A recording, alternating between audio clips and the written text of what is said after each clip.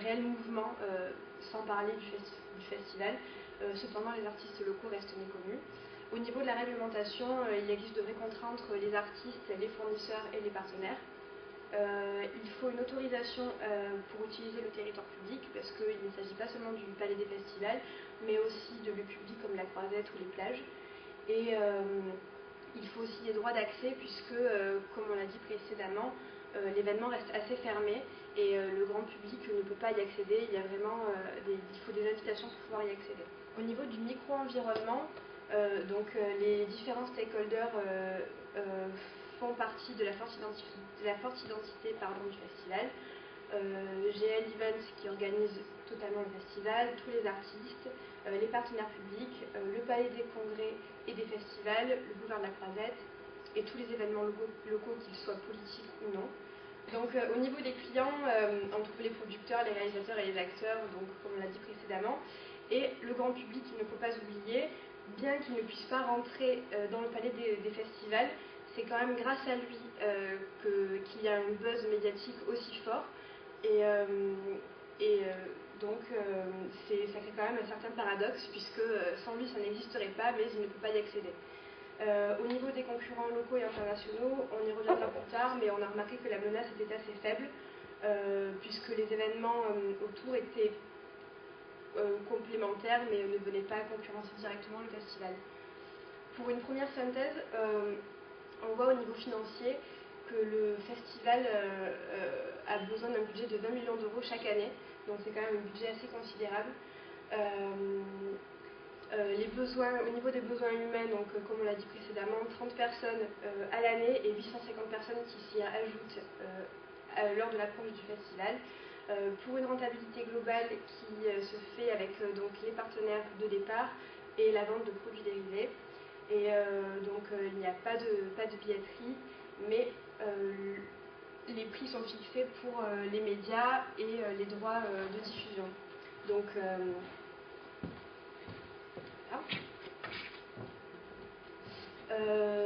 le budget, comment est-il réparti? Donc, en fonds publics et avec les professionnels, donc partenaires officiels et institutionnels, les sociétés privées.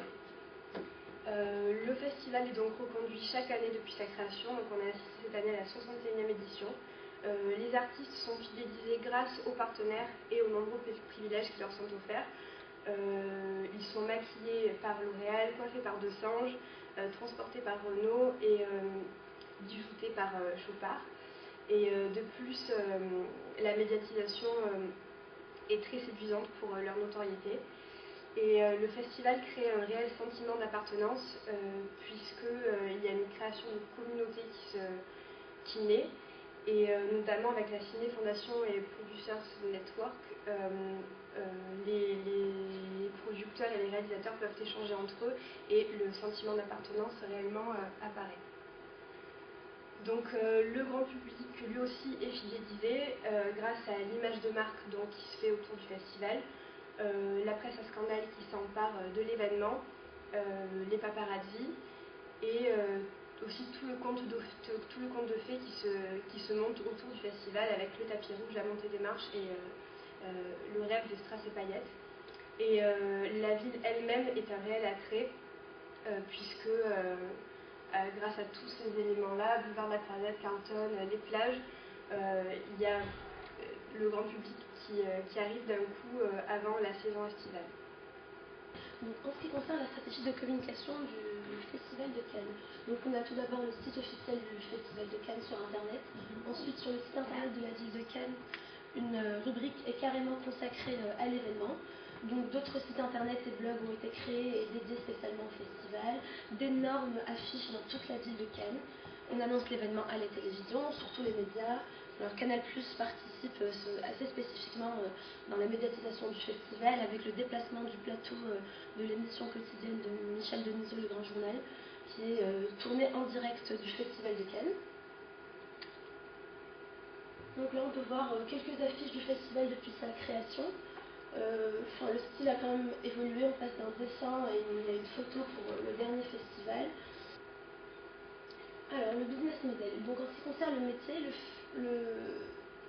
Donc c'est un festival qui récompense les meilleurs films et les meilleurs acteurs. La singularité, c'est le lieu de l'événement. On n'est ni à Paris ni à New York, c'est une petite ville du sud de la France. Donc à Cannes, on donne la chance à des débutants. Alors les réponses aux demandes sont les suivantes. Donc en venant au Festival de Cannes, on cherche la renommée et la gloire. Et la ville de Cannes et les commerçants recherchent également l'afflux des touristes pour les retombées économiques. Les compétences clés, donc elles sont nombreuses, c'est surtout le relationnel, l'organisation, les services haut de gamme et la rigueur. Et enfin, donc, le positionnement est clair, c'est le 7 Samar, le glamour, les paillettes, la crème du cinéma et l'international.